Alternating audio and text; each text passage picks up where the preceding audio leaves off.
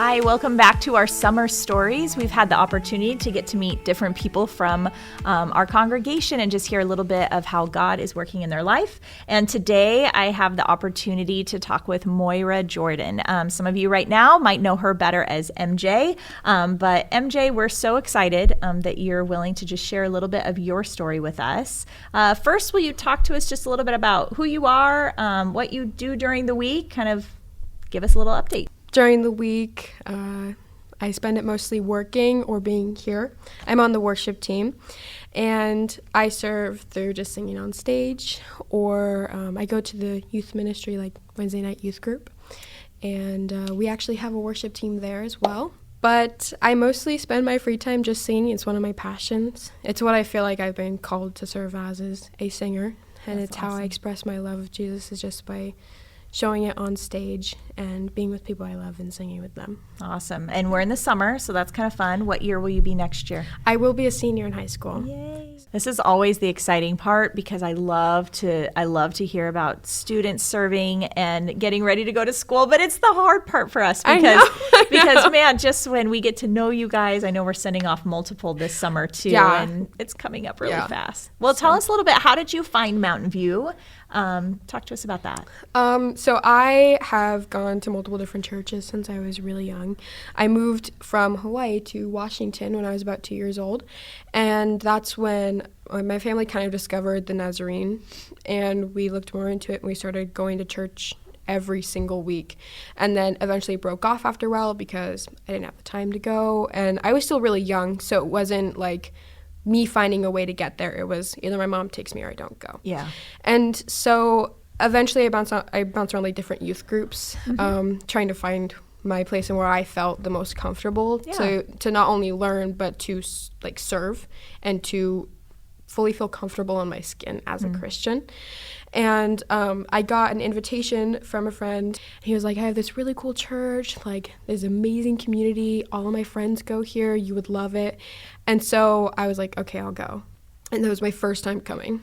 And I was like, oh, this place is really cool, but I was still kind of uncomfortable because I was a very lukewarm Christian, where only Wednesday nights would I be like, I love God, like I live, eat, breathe, sleep the Bible and Jesus. And eventually it took a long time, but I started to come regularly on Wednesday nights. Okay. And I started to learn more, and I started reading the Bible from like,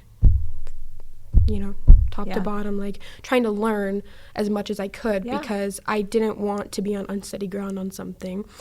And then summer rolled around, and I was like, well, what events do we have coming up? Because I would love to go to something that involves this. And my best friend Olivia was like, you should come to WAPAC summer camp. Yeah.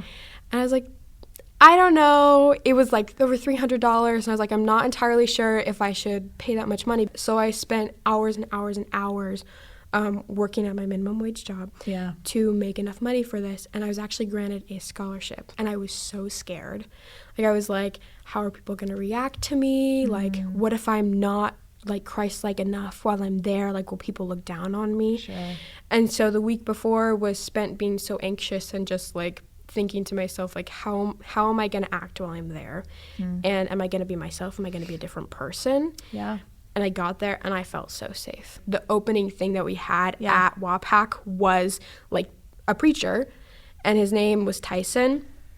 And it was the most beautiful thing that I got to experience because it was all of these different people who believed in the same God that I believed in, who wanted to be there and were experiencing this as a young person. That's so cool. Yeah. And like camp, you came back was a different life-changing. person. I did come back a different person. I think that's when I really met you, was afterwards. I think you even came over at starting point after camp. Yeah, it's a 5-day thing, and then each night is kind of like we have AM and PM chapel.